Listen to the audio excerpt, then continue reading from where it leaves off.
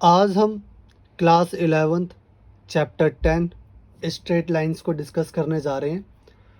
Exercise start करने से पहले मैं आपको कुछ इंट्रोडक्शन इस चैप्टर के बारे में देना चाहूँगा, जिसके बाद आप जो हैं एक्सरसाइजेस को ईज़िली सॉल्व कर पाएंगे। बेटा ये चैप्टर जो है लाइंस के ऊपर है, तो आप जितने भी फार्मूलाज इस इंट्रोडक्शन के अंदर देखेंगे वो लाइन से रिलेटेड ही होंगे। तो बेटा ध्यान से देखना मेरी बात। जो सबसे पहले आपको बात ध्यान रखनी है वो क्या ध्यान रखनी है? पहली चीज़, स्लोप ऑफ अ लाइन। क्या बेटा? Slope of a line. ये क्या होता है बेटा? आप लाइन तो आप सभी जानते हो कि लाइन क्या चीज़ होती है, लेकिन हर लाइन की ना स्लोप होती है। हर लाइन की एक स्लोप होती है। क्या मतलब? स्लोप का मतलब क्या बेटा? स्लोप का मतलब डायरेक्शन से है। किससे है? डायरेक्शन से है। ठीक है ना? हर लाइन की एक डायरेक्शन तो होती है ना बेटा, ठीक है। और स्टीपनेस से है। किससे है बेटा? स्टीपनेस। डायरेक्शन का मतलब आपको पता ही है कि किस डायरेक्शन में लाइन जा रही है। स्टीपनेस का मतलब क्या होता है बेटा? कि जो लाइन जो है बेटा उसकी ढलान कितनी है, उसकी ढलान कैसी है।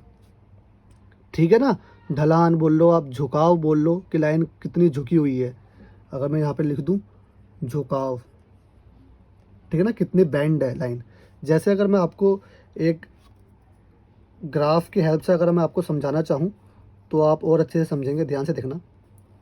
कोई भी एक पॉइंट ले लिया, देखो ये लाइन की डायरेक्शन हो गई।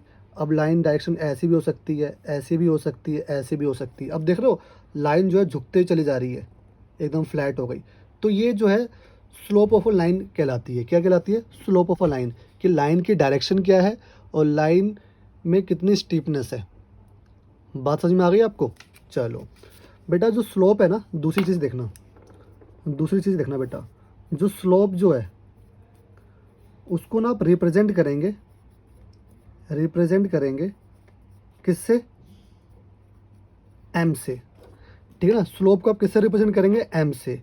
या फिर आप D Y by D X से भी आप रिप्रेजेंट कर सकते हैं। बेटा D Y by D X अभी आप आगे अपने चैप्टर में पढ़ेंगे।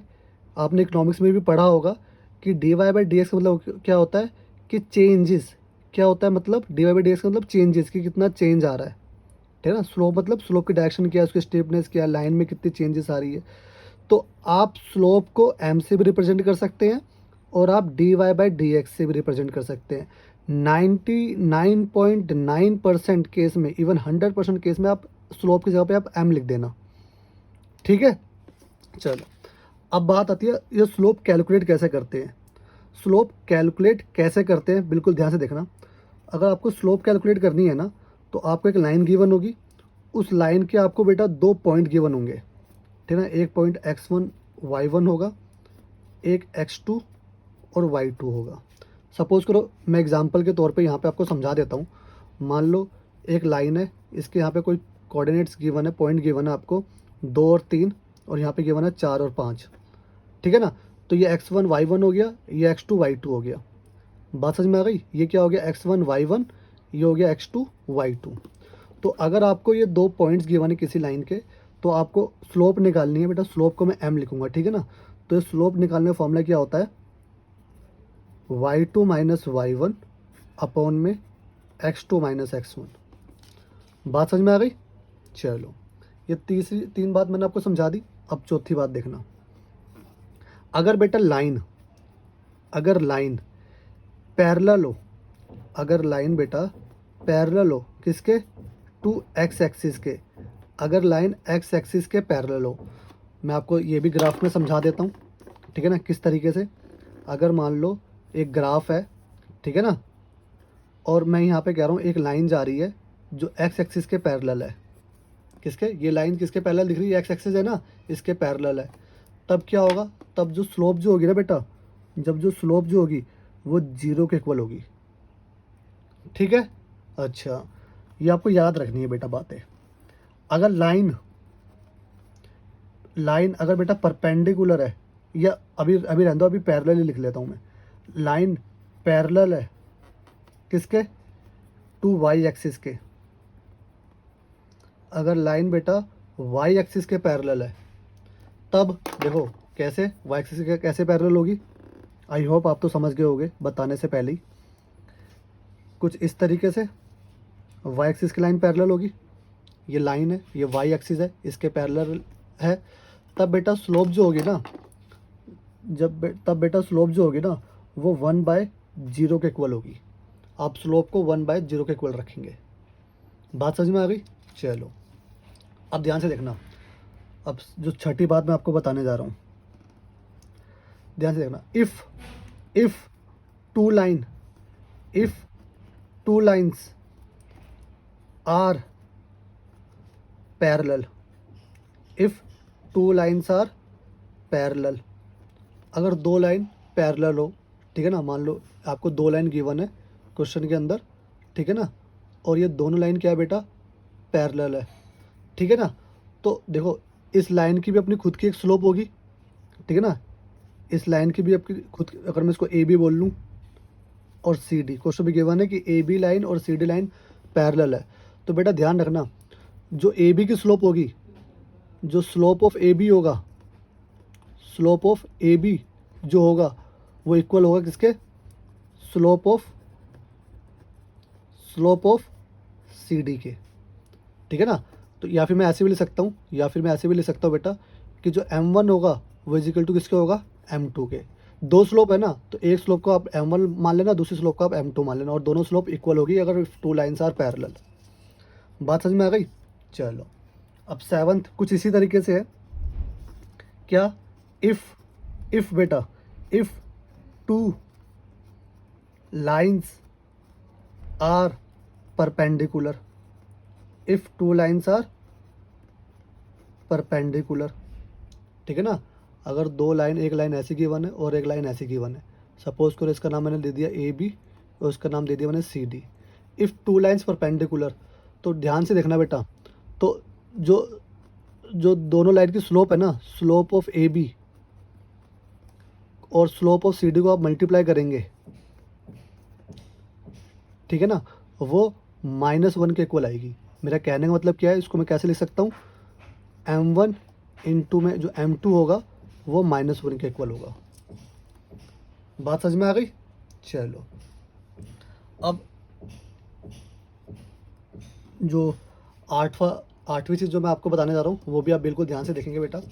अगर दो लाइन गिवन है, ठीक है ना, देखो अगर क्वेश्चन में कुछ ऐसा लिखा हुआ है, एंगल बिटवीन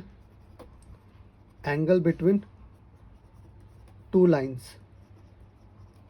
ठीक है ना। अगर क्वेश्चन में कुछ ऐसे गिवन है, एंगल बिटवीन टू लाइन, क्या मतलब कि आपको ऐसे दो लाइन गिवन है बेटा, ठीक है ना, दो लाइन आपको ऐसे गिवन है और वो कह रहा है इन दोनों लाइन के बीच का एंगल निकालो।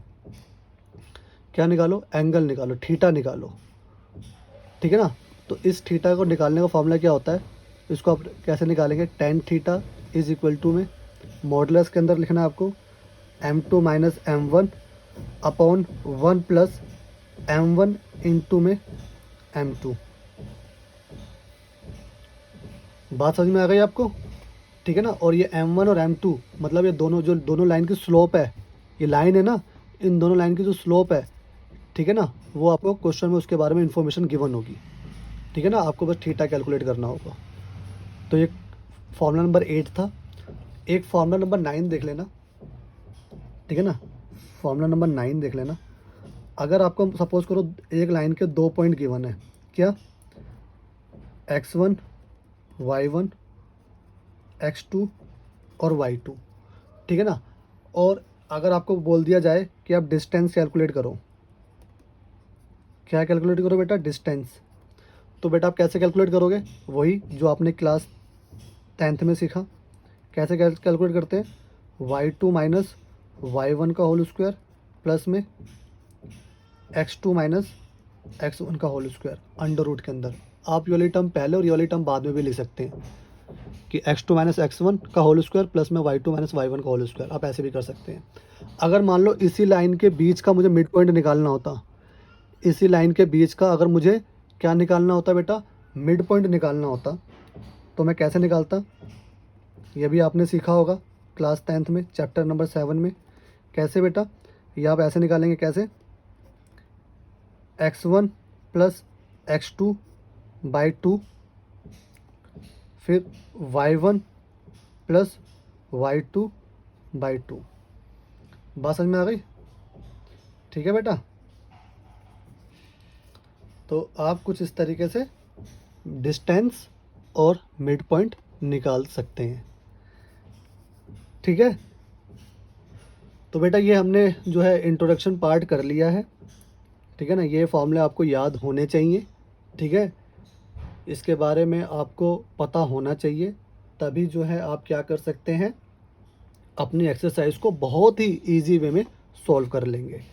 ठीक है, अब हम क्वेश्चन नंबर 1 को डिस्कस कर लेते हैं, एक्सरसाइज 10.1 को। ठीक है ना, देखो अब एक्सरसाइज 10.1 क्वेश्चन नंबर 1 कुछ इस तरीके से गिवन है। ठीक है ना, मैं आपको दिखाना चाहूँगा, बेटा बिल्कुल ध्यान से देखना। अब देखो क्या लिखा है, draw a quadrilateral in the Cartesian plane whose vertices are this. ठीक है ना, फाइंड इट्स एरिया। तो बेटा मैंने ना पहले से ना एक छोटा सा ग्राफ सा मैंने प्रिपेयर कर लिया है। ठीक है ना, तो क्या बोल रहा है कि आपको ना इस कार्टेशियन प्लेन पर आपको एक क्वाड्रिलेटरल ड्रॉ करना है जिसके वर्टिसेस गिवन है आपको, ऑल्सो फाइंड इट्स एरिया। ठीक है ना, तो आपको पहले ड्रॉ करना है और फिर इसके बाद इसका क्या निकालना है, एरिया निकालना है। तो बेटा वर्टिसेस क्या है, बिल्कुल ध्यान से देखना। पहला जो वर्टिसेस है बेटा, एक है -4 से 5, एक है 0 से 7, एक है 5 से -5, एक है -4 से -2। अगर आपसे मैं कहूँ कि -4 से -5, तो बेटा -4 से -5 जो आपका यहाँ कहीं आएगा। ठीक है ना, यहाँ कहीं आपका क्या आएगा, -4 से -4 से 5। ठीक है, अच्छा फिर क्या कह रहा है, 0 से 7, तो 0 से 7 मैंने यहाँ ले लिया, यहाँ कहीं आपका आएगा 0 से x0 और y7, ये आपका आ गया 0 से 7। ये आपका क्या आ जाएगा, -4 से 5, कि आपको x जो है वो -4 लेना है और y जो है 5 लेना है। बात समझ में आ गई? फिर क्या दे गिवन है, 5 से -5, कि आपको x लेना है 5 और y लेना -5। तो कुछ आप यहाँ ड्रॉ कर लेना, जो आपका जो प्लॉटिंग होगी वो यहाँ कहीं होगी। ठीक है, और एक आपको कह रहा है -4 से -2, तो x -4, x कितना, -4 से -2, आप यहाँ कहीं ले लेना। बात समझ में आ गई? तो देखो ना, अब ये ना एक ये क्वाड्रिलेटरल फॉर्म करेगा जब आप इसको, इन जो पॉइंट को अगर आप ऐड कर देंगे ना लाइन से, तो ये क्या है, क्वाड्रिलेटरल फॉर्म करेगा। देखो किस तरीके से, फिर ना मैं इसको नेमिंग भी कर दूंगा, ध्यान से देखना। इस लाइन, इस पॉइंट को मैंने इस पॉइंट से मिला दिया, इसको मैंने इससे मिला दिया बेटा, इसको मैंने इससे मिला दिया है, और इसको मैंने इससे मिला दिया। ठीक है, देखेंगे आप कि आपका एक क्वाड्रिलेटर बन गया। इसका अगर मैं नाम पुट करूं, पॉइंट को नाम दे दूं मैं A, B, ये आपका C और ये आपका D। ठीक है ना, तो ABCD एक क्वाड्रिलेटर बन गया ना। आधा क्वेश्चन तो हो गया। देखो लिखा है ना, draw a quadrilateral in Cartesian plane whose vertices are this this this. अब वो कह रहा है इसका एरिया भी निकालना है। आपको क्या निकालना है बेटा, इस कार्टेशियन प्लेन का क्या निकालना है, एरिया निकालना है। इस पूरे का आपको क्या निकालना है बेटा, एरिया निकालना है। ठीक है, ध्यान से देखना, इस पूरे का आपको एरिया कैलकुलेट करना है। तो बेटा क्वाड्रिलेटर का आप एरिया कैसे कैलकुलेट करते थे क्लास 10th में, जैसे आप क्लास 10th में करते थे ना, वैसे आपको यहाँ भी करना है। बेटा देखो, अगर कोई क्वाड्रिलेटरल होता है, कोई भी क्वाड्रिलेटरल अगर हुआ, बिल्कुल ध्यान से सुनना मेरी बात। जैसे मैंने आपको एग्जांपल के तौर पे ले लिया, बिल्कुल ध्यान से देखना, मैंने एग्जांपल ले लिया। मान लो एक क्वाड्रिलेटरल है कुछ इस तरीके से, ठीक है ना, A, B, C और D, और मुझे इसका एरिया निकालना है। तो मैं क्या कर सकता हूँ ना, मुझे ईजी करने के लिए ना मैं क्या कर सकता हूँ कि मैंने ना एक डायगोनल ड्रॉ कर लेता हूँ। जब मैंने एक डायगोनल ड्रॉ कर लिया ना, तो ये दो ट्राइंगल में डिवाइड हो गया, ये क्वाड्रिलेटरल क्या हो गया बेटा, दो ट्राइंगल में डिवाइड हो गया। तो मैं क्या निकालूंगा, area of triangle A B C, फिर area of triangle A D C, और दोनों को प्लस कर दूंगा तो ए बी सी डी आ जाएगा। बात समझ में आ गई। तो यही चीज़ मैं कुछ यहाँ पर भी करूँगा, यही चीज़ मैं यहाँ पर भी करूँगा। तो मैंने क्या कर दिया, ए और सी को ना मैंने जो डायगोनल है इसको मैंने आपस में मिला दिया, ठीक है ना। ए और सी को मैंने आपस में मिला दिया बेटा, मिला दिया। अब मैं क्या कह सकता हूँ, अब मेरे पास जो क्वाड्रिलेटरल है ना, ये दो ट्राइंगल में डिवाइड हो गया, ठीक है। तो मैं क्या निकाल सकता हूँ, अगर मुझे देखो मुझे क्या निकालना है, area of A B C D निकालना है ना मेरे को। तो ये कैसे निकल सकता है, ये ऐसे निकल सकता है। अब एरिया ऑफ बेटा ट्राइंगल ए बी सी, ठीक है ना, प्लस में area of triangle A D C. बात समझ में आ गई, ठीक है। अब मैं एरिया ऑफ ट्राइंगल बेटा ध्यान से देखना, अब मैं क्या निकाल रहा हूँ, area of triangle A B C, ठीक है ना। एरिया ऑफ ट्राइंगल क्या निकाल रहा हूँ, ए बी सी। अब इसका फॉर्मूला क्या होता है बेटा, area of triangle A B C, triangle का एरिया का फॉर्मूला क्या होता है, आपने क्लास 10th में सीखा होगा बेटा। और आपको कैसे पता कि मुझे एरिया ऑफ ट्राइंगल का फॉर्मूला जो निकालना है बेटा, ध्यान से देखना। आपको ए पॉइंट गिवन है, क्या ए पॉइंट कितना गिवन है, ध्यान से देखना। ए पॉइंट जो गिवन है ना, वो आपको कितना गिवन है, -4 और 5, ठीक है ना। बी पॉइंट आपको कितना गिवन है, बी पॉइंट गिवन है आपको 0 7, ठीक है ना। और सी पॉइंट कितना गिवन है बेटा आपको, सी पॉइंट गिवन है आपको 5 और -5, ठीक है ना। तो ये आपका कितना हो जाएगा, ध्यान से देखना, ये आपका हो जाएगा x1 y1, ये आपका हो गया x2 y2, ये आपका हो गया x3 और y3, ठीक है ना। तो आपको ये पॉइंट वाले से जो ये पॉइंट गिवन है, इन पॉइंट की हेल्प से आपको area of triangle A B C निकालना है। तो आपने ऐसा सीखा है, क्या होता है बेटा फॉर्मूला, ये होता है 1/2 मॉडुलस के अंदर। बिल्कुल ध्यान से देखना बेटा, ये क्या होता है मैं आपको दिखा देता हूँ। पहले आप क्या करना, x1 लिखना, फिर प्लस में आप x2 लिखना, ठीक है ना, फिर प्लस में आप x3 लिखना। तो अब x3 के बाद क्या होता है, y1 माइनस y2, फिर यहाँ पे आ जाना y2 माइनस y3, फिर यहाँ पे आ जाना y3 माइनस y1। तो ये बेटा फॉर्मूला आपने देखा होगा कहाँ पर, क्लास 10th में चैप्टर 7 में, कि एरिया ऑफ ट्राइंगल आप ऐसे निकालते हैं, ठीक है ना। अब जो है मेरे पास x1 y1 और सब कुछ है, वो मैं यहाँ पुट कर देता हूँ, मेरा आंसर आ जाएगा, ठीक है ना। अब ध्यान से देखना, तो मैंने 1/2, अब x1 देखना बेटा कितना था, x1 कितना था, -4 ना, तो मैंने यहाँ क्या लिख दिया, -4। अब देखना ध्यान से देखना, y2 माइनस y3, तो y2 कितना है, ये 7, और माइनस में, और y3 कितना, -5, तो ये -5, ठीक है ना। फिर प्लस x2 कितना बेटा, x2 है मेरे पास 0, ठीक है ना। और y3 कितना था मेरे पास, -5, माइनस में y1 कितना था, 5। बात समझ में आ गई, चलो। प्लस में x3 कितना मेरे पास, 5। अब y1 5 और y2 -7। बात समझ में आ गई, इसको मैंने मॉडुलस के अंदर लिख लिया। बेटा मॉडुलस के अंदर क्यों लिख रहा हूँ, क्योंकि जो एरिया जो होता है ना, वो कभी भी नेगेटिव नहीं होता, ठीक है ना। तो बेटा जब आप इसको कैलकुलेट करेंगे ना, 1/2, ये देखो ये -4, ये 12 हो जाएगा, मतलब ये -4 और ये आपका हो गया 12। ये 0 से कुछ भी मल्टीप्लाई करोगे तो 0 ही आएगा, और ये हो गया 2 और ये 5, तो ये हो जाएगा, मतलब कितना हो जाएगा बेटा, -10 ना, मैं अभी ऐसे लिख लेता हूँ, ये +5 और ये हो गया -2। बात समझ में आ गई, चलो। अब क्या हुआ बेटा, इसको आप मल्टीप्लाई करेंगे आपस में, तो ये आपका हो जाएगा 1/2, और ये आपका हो जाएगा 12 4 जा कितना होता है, 48, ठीक है ना। तो ये हो गया -48, और ये आपका हो जाएगा -10, ठीक है ना। तो ये कितना हो गया बेटा, अब ये कितना हो जाएगा, मैं यहीं पे लिख देता हूँ, ठीक है ना। ये हो जाएगा 1/2, और ये आपका हो जाएगा -58।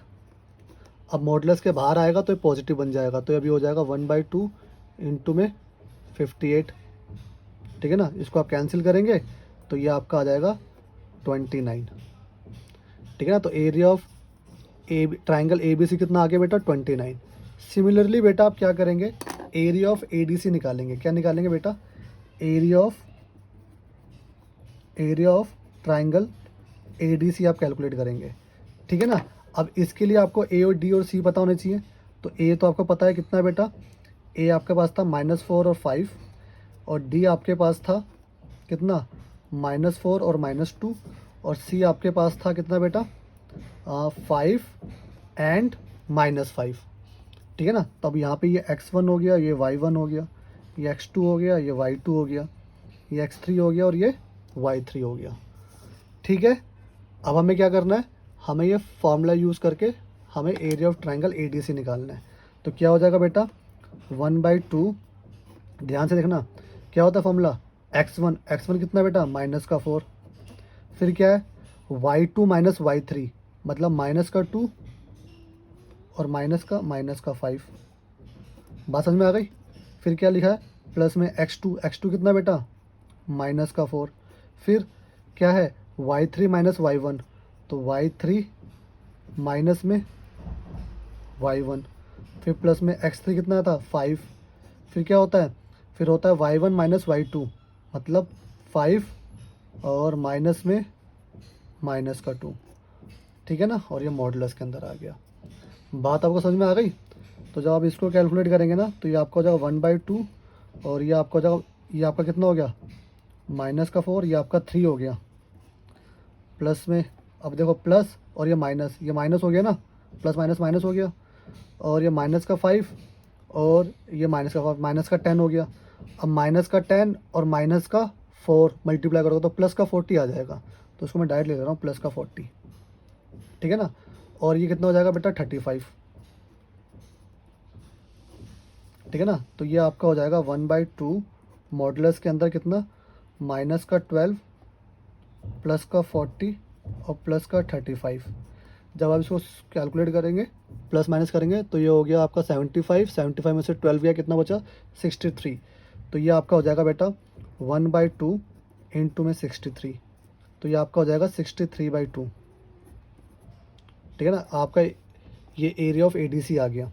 क्या आ गया बेटा एरिया ऑफ एडीसी। अब मुझे क्या निकालना था, एरिया ऑफ, बिल्कुल ध्यान से देखना बेटा, मुझे क्या निकालना था एरिया ऑफ ABCD निकालना था ना, क्वाड्रिलेटरल ABCD। तो बेटा ABCD का क्या था, ABCD का एरिया कैसा था, एरिया ऑफ ABC कितना निकला मेरा 29, प्लस में एरिया ऑफ ADC कितना निकला था 63/2, ठीक है। और जब आप इनको दोनों को ऐड कर दोगे तो कितना निकलेगा 121/2, ठीक है। बात समझ में आ गई आपको।